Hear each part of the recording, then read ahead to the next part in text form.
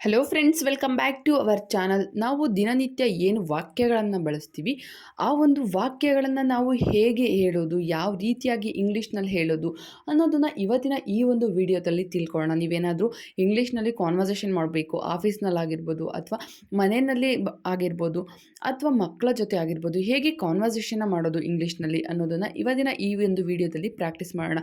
ನಾವು daily use ಮಾಡುವಂತಹ English ಸೆಂಟೆನ್ಸ್ನ ಕನ್ನಡದಿಂದ ಇಂಗ್ಲೀಷ್ನಲ್ಲಿ ಪ್ರಾಕ್ಟೀಸ್ ಮಾಡೋಣ. ಅದಕ್ಕಿಂತ ಮುಂಚೆ ನೀವೇ ನನ್ನ ಚಾನಲ್ಗೆ ಹೊಸಬ್ರಾಗಿದ್ದರೆ, ಯಾರಾದರೂ ಹೊಸದಾಗಿ ನೋಡ್ತಾ ಇದ್ದರೆ ದಯವಿಟ್ಟು ಸಬ್ಸ್ಕ್ರೈಬ್ ಮಾಡೋದ್ರ ಮೂಲಕ ನನಗೆ ಸಪೋರ್ಟ್ ಮಾಡಿ. ನಾನು ತುಂಬ ದಿನಗಳಾಗಿತ್ತು ಅಪ್ಲೋಡ್ ಮಾಡಿ ವೀಡಿಯೋಸ್ನ, ತುಂಬ ವರ್ಕ್ ಪ್ರೆಷರ್ ಇರೋದ್ರಿಂದ ವೀಡಿಯೋಸ್ನ ಅಪ್ಲೋಡ್ ಮಾಡೋದಕ್ಕೆ ಆಗಿರಲಿಲ್ಲ. ಈ ಒಂದು ವೀಡಿಯೋಸ್ಗಾಗಿ ನೀವು ಕಾಯ್ತಾ ಇರ್ತೀರ ಅಂತ ನಾನು ಅಂದ್ಕೊಂಡಿದ್ದೀನಿ. ನೀವೇನಾದರೂ ವೆಯ್ಟ್ ಮಾಡ್ತಾ ಇದ್ದರೆ ದಯವಿಟ್ಟು ಕೆಳಗಡೆ ಇರುವಂತಹ ಕಮೆಂಟ್ ಸೆಕ್ಷನಲ್ಲಿ ಕಮೆಂಟ್ ಹಾಕಿ, ಹಾಗೆ ಈ ವಿಡಿಯೋ ಇಷ್ಟ ಆದರೆ ಒಂದು ಲೈಕ್ ಮಾಡಿ, ನಿಮ್ಮ ಫ್ರೆಂಡ್ಸು ಫ್ಯಾಮಿಲಿ ಜೊತೆ ಶೇರ್ ಮಾಡಿ ಅಂತ ಹೇಳ್ತಾ ತಡ ಮಾಡದೆ ಇವತ್ತಿನ ಈ ಒಂದು ವಿಡಿಯೋನ ಸ್ಟಾರ್ಟ್ ಮಾಡೋಣ. ಫಸ್ಟ್ ಸೆಂಟೆನ್ಸ್: ನಿಮ್ಮ ಗುಣಮಟ್ಟವನ್ನು ಉನ್ನತ ಮಟ್ಟದಲ್ಲಿ ಇರಿಸಿ. ನಿಮ್ಮ ಗುಣಮಟ್ಟವನ್ನು ಉನ್ನತ ಮಟ್ಟದಲ್ಲಿ ಇರಿಸಿ. ನಿಮ್ಮ ಗುಣಮಟ್ಟವನ್ನು, ಏನು ಒಂದು ನಿಮ್ಮ ಪ್ರಾಡಕ್ಟ್ನ ಗುಣಮಟ್ಟ ಇದೆ, ಏನು ಒಂದು ನಿಮ್ಮ ಒಂದು ಪ್ರಾಡಕ್ಟ್ನ ಗುಣಮಟ್ಟವನ್ನು ಉತ್ತಮವಾಗಿರಿಸಿ, ಇನ್ನೂ ಉನ್ನತವಾಗಿ ಇರಿಸಿ ಅಂತ ಹೇಳೋದಕ್ಕೆ ಇಂಗ್ಲೀಷ್ನಲ್ಲಿ ಕೀಪ್ ಯುವರ್ ಸ್ಟ್ಯಾಂಡರ್ಡ್ಸ್ ಹೈ ಅಂತ ಹೇಳಬೇಕು. Keep your standards high. Standards ಅಂದರೆ ಗುಣಮಟ್ಟ. ನಿಮ್ಮ ಗುಣಮಟ್ಟಗಳನ್ನು ಉನ್ನತ ಮಟ್ಟದಲ್ಲಿ ಇರಿಸಿ. ನೆಕ್ಸ್ಟ್: ಯಾಕೆ ಎಲ್ಲ ತರಕಾರಿಗಳನ್ನು ಪಕ್ಕದಲ್ಲಿ ಇಟ್ಟಿದ್ದೀಯಾ?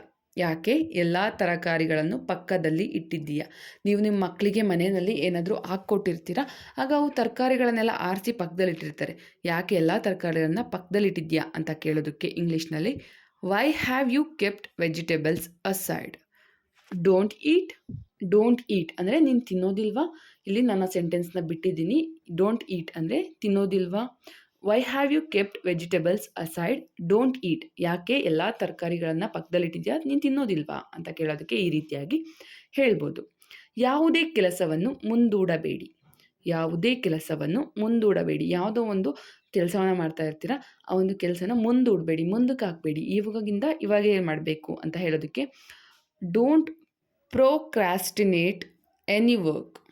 Don't procrastinate any work.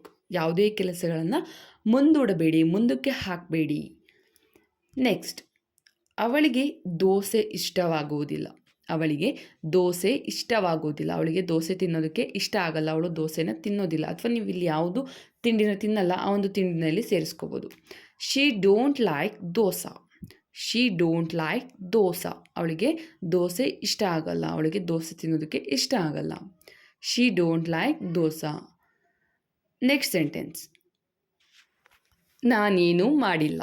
ನಾನೇನೂ ಮಾಡಿಲ್ಲ. ನಾನು ಯಾವ ತಪ್ಪನ್ನು ಕೂಡ ಮಾಡಿಲ್ಲ. ನೀನೇನಾದರೂ ತಪ್ಪು ಮಾಡಿದ್ಯಾ ಅಂತ ಕೇಳ್ತಿರಲ್ಲ, ಆಗ ರಿಪ್ಲೈ ಯಾವ ರೀತಿಯಾಗಿ ಹೇಳಬೇಕು? ನಾನೇನು ಮಾಡಿಲ್ಲ ಅಂತ ಹೇಳೋದಕ್ಕೆ ಇಂಗ್ಲೀಷ್ನಲ್ಲಿ I haven't done anything. I haven't done anything ಅಂತ ಹೇಳಬೇಕು. ನಾನು ಏನೂ ಮಾಡಿಲ್ಲ. I haven't done anything. Next: ನೀವು ಸಸ್ಯಾಹಾರಿಗಳ. ನೀವು ಸಸ್ಯಾಹಾರಿಗಳ. ನೀವು ವೆಜಿಟೇರಿಯನ್ನ ಅಂತ ಕೇಳ್ತೀವಲ್ಲ, ನೀವು ಸಸ್ಯಾಹಾರಿಗಳ, ವೆಜಿಟೇರಿಯನ್ನ. Are you vegetarian? Are you vegetarian? ನೀವು ಸಸ್ಯಾಹಾರಿಗಳ? Are you vegetarian? ನೆಕ್ಸ್ಟ್: ಅದು ತುಂಬ ಸುಂದರವಾಗಿದೆ. ಅದು ತುಂಬ ಸುಂದರವಾಗಿದೆ. ಅದು ತುಂಬ ಬ್ಯೂಟಿಫುಲ್ ಆಗಿದೆ, ತುಂಬಾ ಸುಂದರವಾಗಿದೆ. ಯಾವುದಾದ್ರೂ ಒಂದು ಗೊಂಬೆ ನೋಡ್ತೀರಾ ಅಥವಾ ಏನಾದರೂ ಒಂದು ಡ್ರೆಸ್ ನೋಡ್ತೀರಾ, ಆಗ ಅದು ತುಂಬ ಸುಂದರವಾಗಿದೆ, ತುಂಬ ಚೆನ್ನಾಗಿದೆ ಅಂತ ಹೇಳೋದಕ್ಕೆ ಇಂಗ್ಲೀಷ್ನಲ್ಲಿ that's so beautiful. That's so beautiful ಅಂತ ಹೇಳಬೇಕು. ಅದು ತುಂಬ ಸುಂದರವಾಗಿದೆ. That's so beautiful. ಬ್ಯೂಟಿಫುಲ್ ಅಂದರೆ ಸುಂದರ. ಸೋ ಅಂದರೆ ತುಂಬ, ಅದು ತುಂಬ ಚೆನ್ನಾಗಿದೆ, ತುಂಬ ಸುಂದರವಾಗಿದೆ. ನೆಕ್ಸ್ಟ್: ನನಗೆ ಸಾಕು, ನನ್ನ ಹೊಟ್ಟೆ ಆಗಲೇ ತುಂಬಿದೆ.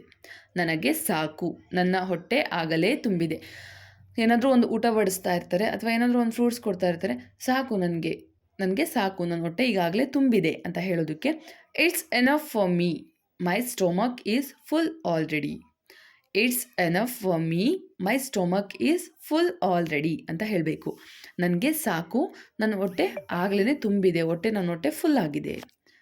ನೆಕ್ಸ್ಟ್ ಸೆಂಟೆನ್ಸ್: ಈ ವಾಕ್ಯಗಳು ಬಹಳ ಉಪಯುಕ್ತವಾಗಿದೆ. ಈ ವಾಕ್ಯಗಳು ಬಹಳ ಉಪಯುಕ್ತವಾಗಿದೆ. These sentences are very useful.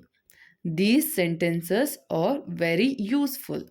ಈ ವಾಕ್ಯಗಳು ಬಹಳ ಉಪಯುಕ್ತವಾಗಿದೆ. ಈ ಒಂದು ಸೆಂಟೆನ್ಸ್ಗಳು ತುಂಬಾ ಯೂಸ್ಫುಲ್ ಆಗಿದೆ, ತುಂಬಾ ಉಪಯೋಗವಾಗಿದೆ. These sentences are very useful. Next sentence, ಈ ಅಡಿಗೆಯಲ್ಲಿ ಸ್ವಲ್ಪ ಉಪ್ಪು ಜಾಸ್ತಿ ಇದೆ. ಈ ಅಡಿಗೆಯಲ್ಲಿ ಸ್ವಲ್ಪ ಉಪ್ಪು ಜಾಸ್ತಿ ಇದೆ.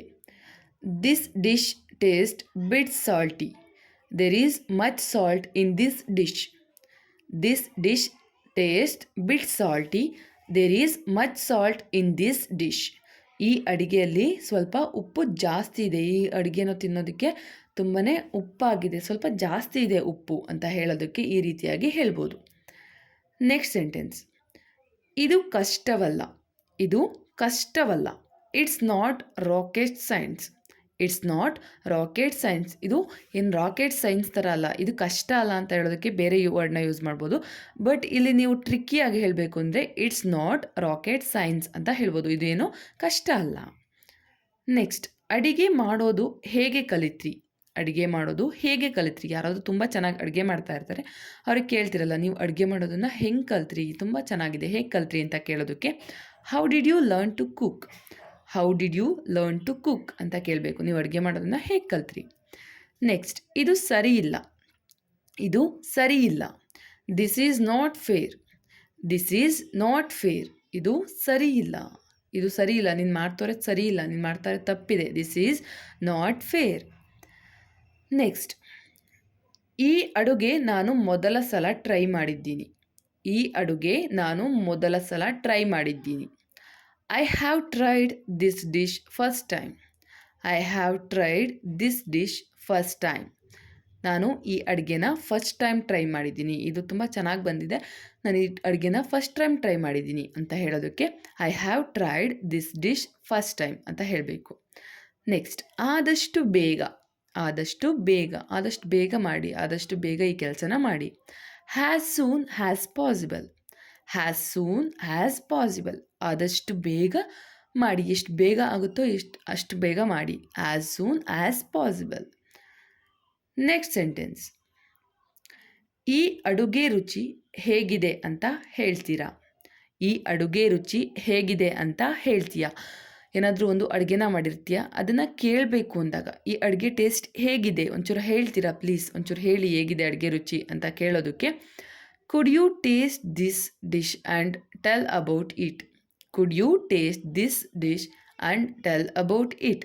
ಈ ಅಡುಗೆ ರುಚಿ ಹೇಗಿದೆ ಅಂತ ಸ್ವಲ್ಪ ಹೇಳ್ತೀಯಾ, ನನಗೆ ಈ ಅಡುಗೆ ರುಚಿ ಹೇಗಿದೆ ಅಂತ ಹೇಳ್ತೀಯಾ ಅಂತ ಕೇಳೋದಕ್ಕೆ could you taste this dish and tell about it ಅಂತ ಹೇಳಬೇಕು. ನೆಕ್ಸ್ಟ್, ಇದೊಂದು ಪವಾಡ. ಇದೊಂದು ಪವಾಡ. It's a miracle. It's a miracle. ಇದೊಂದು ಪವಾಡ. ಇದೊಂದು ಪವಾಡನೇ ಆಗಿದೆ, ಇದೊಂದು ಮಿರಾಕಲ್ಲೇ ಆಗಿದೆ. It's a miracle.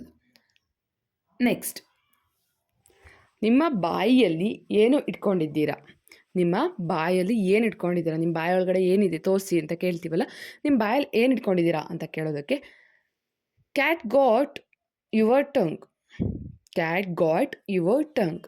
ನಿಮ್ಮ ಬಾಯಲ್ಲಿ ಏನು ಇಟ್ಕೊಂಡಿದ್ದೀರಾ, ನಿಮ್ಮ ಬಾಯಿಗೆ ಏನಾದರೂ ಕಡುಬು ಕಚ್ಕೊಂಡಿದ್ದೀರಾ ಅಂತ ಕೇಳ್ತಿರಲ್ಲ, ಟ್ರಿಕ್ಕಿಯಾಗಿ ಹೇಳುವಾಗ ಕ್ಯಾಟ್ ಗಾಟ್ ಯುವರ್ ಟಂಗ್ ಅಂತ ಕೇಳಬೇಕು. ನೆಕ್ಸ್ಟ್, ಅವರೆಲ್ಲರೂ ಸಂತೋಷವಾಗಿದ್ದಾರೆ. ಅವರೆಲ್ಲರೂ ಸಂತೋಷವಾಗಿದ್ದಾರೆ. They all are happy. They all are happy. ಅವರೆಲ್ಲರೂ ಸಂತೋಷವಾಗಿದ್ದಾರೆ, ಅವರೆಲ್ಲರೂ ತುಂಬ ಸಂತೋಷವಾಗಿದ್ದಾರೆ. They all are happy. Next sentence, ನನಗೊಂದು ಸಹಾಯ ಮಾಡಿ. ನನಗೊಂದು ಸಹಾಯ ಮಾಡಿ. ಈ ಒಂದು ವಾಕ್ಯ ಕನ್ನಡದಲ್ಲಿದೆ. ಈ ಒಂದು ಕನ್ನಡ ವಾಕ್ಯವನ್ನು ಹೇಗೆ ನೀವು ಇಂಗ್ಲೀಷ್ನಲ್ಲಿ ಟ್ರಾನ್ಸ್ಲೇಟ್ ಮಾಡ್ತೀರಾ ಅನ್ನೋದನ್ನ ನನಗೆ ಕಮೆಂಟ್ ಸೆಕ್ಷನಲ್ಲಿ ಕಮೆಂಟ್ ಹಾಕಿ. ನನಗೊಂದು ಸಹಾಯ ಮಾಡಿ ಅನ್ನುವಂತಹ ಈ ಒಂದು ಸೆಂಟೆನ್ಸ್ನ ನೀವು ಇಂಗ್ಲೀಷ್ನಲ್ಲಿ ಹೇಗೆ ಹೇಳ್ತೀರಾ ಅನ್ನೋದನ್ನು ತಪ್ಪದೇ ನಿಮ್ಮ ಕಮೆಂಟ್ ಬಾಕ್ಸ್ನಲ್ಲಿ ಕಮೆಂಟ್ ಹಾಕಿ. ಹಾಗೆ ನಿಮ್ಮ ಅನಿಸಿಕೆ ಅಭಿಪ್ರಾಯಗಳನ್ನು ಕೂಡ ತಪ್ಪದೇ ಕಮೆಂಟ್ಸ್ ಬಾಕ್ಸಲ್ಲಿ ಕಮೆಂಟ್ ಹಾಕಿ. ಹಾಗೆ ಈ ವಿಡಿಯೋ ಇಷ್ಟ ಆಗಿದ್ದರೆ ಒಂದು ಲೈಕ್ ಮಾಡಿ, ನಿಮ್ಮ ಫ್ರೆಂಡ್ಸು ಫ್ಯಾಮಿಲಿ ಜೊತೆ ಶೇರ್ ಮಾಡಿ. ನೀವು ಶೇರ್ ಮಾಡೋದ್ರಿಂದ ಅವ್ರಿಗೂ ಕೂಡ ಬೇಸಿಕ್ಕಿಂದ ಇಂಗ್ಲೀಷ್ ಕಲಿಯೋದಕ್ಕೆ ತುಂಬಾ ಯೂಸ್ಫುಲ್ ಆಗಿರುತ್ತೆ. ನಾನು ಹಾಕಿರುವಂತಹ ಹಳೆ ವಿಡಿಯೋಗಳನ್ನು ನೀವು ನೋಡಿದ್ರಿ ಅಂದರೆ ನಿಮಗೆ ಬೇಸಿಕ್ಕಿಂದ ಇಂಗ್ಲೀಷ್ ಕಲಿಯೋದಕ್ಕೆ ತುಂಬಾ ಯೂಸ್ಫುಲ್ ಆಗಿರುತ್ತೆ. ಹಾಗೆ ಯಾರ ಸಹಾಯನೂ ಕೂಡ ಬೇಕಾಗಿರಲ್ಲ. ನೀವು ಒಂದು ಇಂಗ್ಲೀಷ್‌ನ ಕಲಿಯೋದಕ್ಕೆ ಈ ಒಂದು ವೀಡಿಯೋಸ್‌ನ ನೋಡ್ತಾ ಹೋದ್ರೆ, ನೀವು ಆಟೋಮೆಟಿಕ್ಲಿ ಇಂಗ್ಲೀಷ್‌ನ ಕಲಿತಾ ಹೋಗ್ತೀರಾ ಅಂತ ಹೇಳ್ತಾ ಇವತ್ತಿನ ಈ ಒಂದು ವೀಡಿಯೋನ ಮುಗಿಸ್ತಾ ಇದ್ದೀನಿ.